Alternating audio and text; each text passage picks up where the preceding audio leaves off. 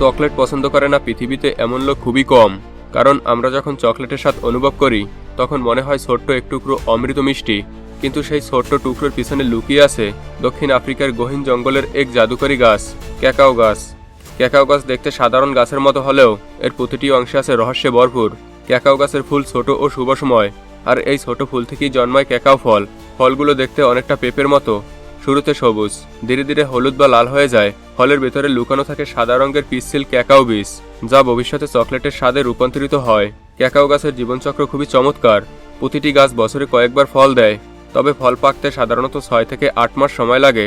এই সময় কৃষকরা প্রতিটি ফলকে যত্ন করে দেখে রাখেন। ক্যাকাও চাষ করা মোটেও সহজ নয়। কৃষকরা প্রতিদিন সকালে জঙ্গলের মধ্যে হাঁটেন, প্রতিটি ফল পরীক্ষা করেন, কখন ফল ঠিকমতো পাকে, কোন ফল এখনো সবুজ, সব খেয়াল রাখতে হয়। ফার্মাররা জানেন সঠিক সময়ে ফল না তুললে বীজের স্বাদ নষ্ট হতে পারে। ক্যাকাও বীজের যাত্রা শুরু হয় এখান থেকেই। একটু অবহেলার জন্য পুরো চকলেটের স্বাদ পরিবর্তিত হতে পারে। তাছাড়া এই ক্যাকাও গাছ শুধু দক্ষিণ আফ্রিকার জঙ্গলই জন্মায়, কারণ সেখানের তাপমাত্রা, আর্দ্রতা এবং জলবায়ু এই গাছের জন্য বেশ উপযোগী। এরপর আসে ফল সংগ্রহের প্রক্রিয়া। ফল সংগ্রহ করে কৃষকরা হাতের সাহায্যে। জঙ্গলের মধ্যে কিছু কিছু জায়গায় গাছ রয়েছে বেশ উঁচুতে, যেখানে প্রতিটি ফলকে কাটা খুব কঠিন। স্থানীয় কৃষকরা বিশেষ ছুরি দিয়ে ফল কেটে নেয়। প্রতিটি ফলের ভেতরের বীজ খুবই সংবেদনশীল। সংগ্রহের পর ফলগুলো কেটে বীজ বের করা হয়। বীজ বের করার পর এগুলো কয়েকদিন কলাপাতা দিয়ে ঢেকে রাখা হয়, কারণ এখানে ঘটে এক রাসায়নিক প্রক্রিয়া, ফার্মান্টেশন।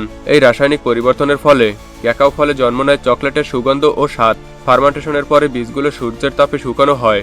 শুকানো না হলে বীজ নষ্ট হয়ে যেতে পারে। এই সূর্যের তাপ বীজকে শক্তিশালী করে এবং চকলেটের ভবিষ্যতের স্বাদ তৈরি করে।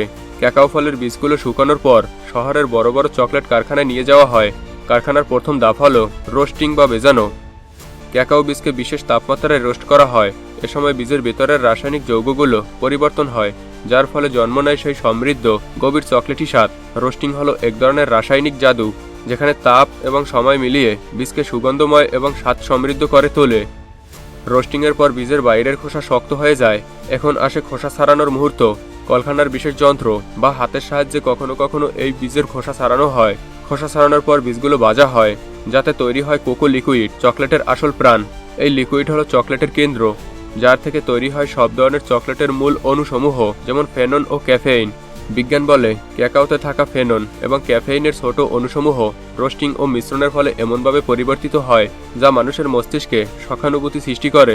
তাই আমরা চকলেট খেলে শুধু মুখে স্বাদ পাই না, মনেও আনন্দের ঝলক অনুভব করি। ক্যাকাও লিকুইড প্রস্তুত হওয়ার পরেই আসে স্বাদকে নিখুঁত করার মুহূর্ত। কারখানার বিশেষ রেসিপি অনুযায়ী লিকুইডে যোগ করা হয় চিনি, দুধ বা অন্যান্য ফ্লেভার। এটি শুধু স্বাদই বৃদ্ধি করে না, বরং চকলেটের মসৃণতা এবং টেক্সচার তৈরি করে, যার ফলে মুখে পড়লেই মসৃণভাবে গলে যায়। একে বলে মোল্ডিং। আর এই মোল্ডিং থেকে বের করার পর গলিত চকলেট কুলিং টেবিলে যায়। এখানে চকলেট ধীরে ধীরে ঠান্ডা হয়, যাতে শীতল হলে শক্ত হয়। এরপর আসে প্যাকেজিং, সুরক্ষিত মোড়ক, আকর্ষণীয় লেবেল।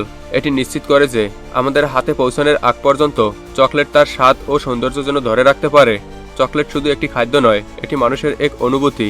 বৈজ্ঞানিকভাবে বলা যায় চকলেটে থাকা কিছু যৌগ মস্তিষ্কে সেরোটোনিন এবং ডোপামিনকে উদ্দীপিত করে, যা সুখ এবং আনন্দের অনুভূতি দেয়। তাই আমরা শুধু স্বাদ পাই না, মনের মধ্যে এক ধরনের উচ্ছ্বাস অনুভব করি।